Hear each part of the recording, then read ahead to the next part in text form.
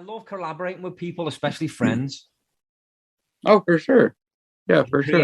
you create this little thing. It's so hard to explain what it feels like to people that don't create music, but when it's you've created something that you created it with people that you mean a lot to you and that you've got feelings for, it's just fucking so special to have this track. Well, it's one of a kind. There's only one of those in the entire world, and Yeah. it's the sonic version of a selfie. It's a Yeah, it picture is. that you and It I got is. to take together. It's the music version of you and I being like and Yeah, getting our picture taken it together. is. It's amazing. Like we did that Yeah. song with Brad from LFO, and like when I was a kid 20 years ago, I used to love LFO and I'd listen to him and I'd love to be in a band like them and I'd love to do this and that. And they were just a fun pop band, but I loved them. And then to say, oh, he's on one of my songs. I wrote that song. I wrote the song and he loved it enough to be on it with us. And he's helped create the final form of that track. I can't even put it into words what that means to me. It's just incredible. And Brad probably doesn't get it. He probably doesn't get how much of a big deal it is to me. But fuck, man, it's like that's amazing. Like it's Yeah. just so special to have that. And then Mike, me and Mike are friends, and to create this music together, it's just mind blowing. I love it. Crazy how that works out, isn't it? Yeah, Yeah. It's like I mean, I grew up a lot of my teenage years through the 90s and stuff, to Superman's Dead and Clumsy and all these great OLP songs. yeah, Well, now me and that drummer that I grew up listening to are talking about putting floors in your basement and cool designs to put in your concrete floor, that kind of yeah, shit. yeah. You guys are buddies. Like he comments on your stuff. You comment on his stuff. It's just it's bizarre when you think back and you think never would have thought that would happen all No. those years ago. And you're listening to the music, you just don't realize that one day you'll actually have a connection with this person. Yeah. And it's That's such a great person too. All you guys, man, they're just such great people, and that's what keeps me coming back too.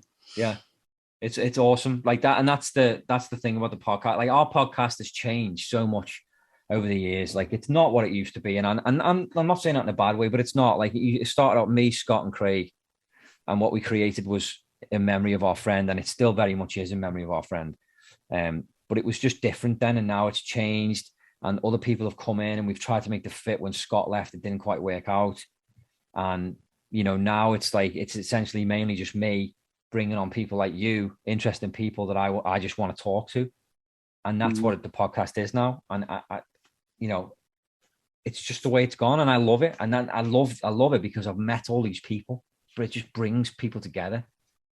Yeah, Even if it's yeah, it not really people that has. come on the podcast, like for instance, I'll name Catherine and Pascal. Those are two people that like now they comment on your stuff, Hmm. and they're fans of mine from listening to the music and stuff, and they listen to the podcast as well. And now they've got to know you, and they're all excited because you're coming on you're on this episode. And I did say to them I was going to give them a shout out, so this is it now, obviously. But it's just funny the way it brings people together. Yeah. What did you say, Pascal and who? Catherine, Yeah, Catherine. Hey, Pascal and Catherine, how you guys doing? yeah,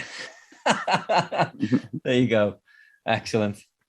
Yeah, so it's just crazy how it works. It really is. But like people say that you can't be friends with people that you've never met before. And that's such fucking bullshit, man. And it annoys me because you go, oh, you don't know if that person's real or not. And it's like, yeah, it's true. It could be somebody catfishing you. You don't know.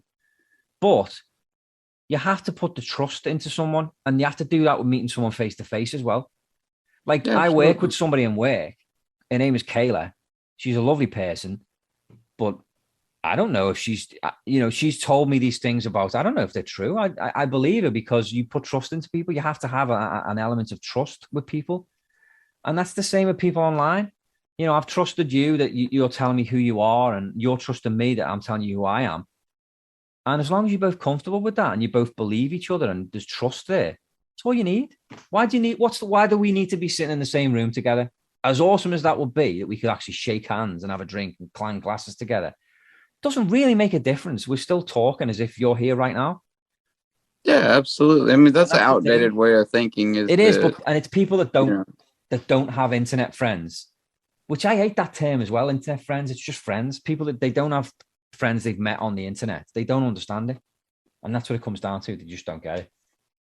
Yeah, I mean, there's nothing wrong with being in admiration of another person, or, you know, hey, that person's hilarious. I need to see more stuff that they put out, or, you know, that kind of thing. Yeah. Which eventually spawns into, you know, what we're doing right now, and just sitting shooting the shit. And I mean, I consider you to be one of my best friends, to be honest, you know. So how weird is that, if you want to look at it like that? Yeah. And it's what I see. I met my wife online, so we fell in love before we met. We did. We fell and we loved each other. We never met. We never kissed, but we were in love. Like it's the weirdest thing, and to try and explain that to someone that doesn't understand how it works, you just can't. But it does. It really doesn't make any difference. Well, I hope you don't think that's where this is going, because damn. Whoa. Yeah, I mean, look, you come out, you'll have webbed fingers and all kinds of stuff. So you don't want that. Nobody wants that. Yeah. But no, it's been great having you on, and I hope that you'll come back on again, because like I said at the start of the episode, like you're such a witty person, and you're a perfect fit for what we do with this podcast. And I know that it's not like, I'm not asking you to commit and become like a full-time host, but I do hope you come on more regularly, because this has been really fun having a chat. Oh, absolutely. I mean, we'll plan to do more of these for sure. And next time we'll play some games. We'll do more prep work. I'll come up with more questions, but we'll do things like crazy news stories are always fun. All you have to do is go on Google and type in crazy news stories. You'll get a shitload of news stories that are just fucking unfathomable. Like, how's that even happened? Like some woman's married a cow or something. Just the weird shit, and you just read them out, and they're just funny, and it sparks off interesting conversation. Oh, I'm all about it. That sounds awesome. Excellent. So, okay, before I let you go, I'm just going to give out the details to our followers, the followers. I have to look at this piece of paper every time, and I don't even know why, because everything's all under one link now. So I'm not even going to read that out. But if you go to linktree.com/Majors Mess Hall, it will literally take you to a page. This is why we don't have a website anymore, because this is just like, it's just perfect for podcasts. You go to this page, and it's got like Spotify, Instagram, Facebook, YouTube, Patreon, like everything you need is all there on this one. All you have to do is click where you want to go, and it takes you. So just go to linktree.com/Majors Mess Hall. And like I say, it's got everything on there. And if you do want to become a patron of ours, the Patreon page link for that page is there. You just click on it, and you can donate whatever you want to monthly.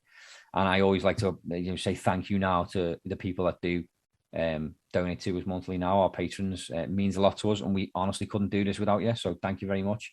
Thank you to our wonderful guest, or my wonderful guest, Josh, for joining us on episode 159. It's been wonderful. Thank you. And we'll definitely have more from him in the future on the podcast. Absolutely. Now, we're going to say bye. So we got any final thoughts there, Josh, before you go? Final thoughts. Just Jerry Springer style.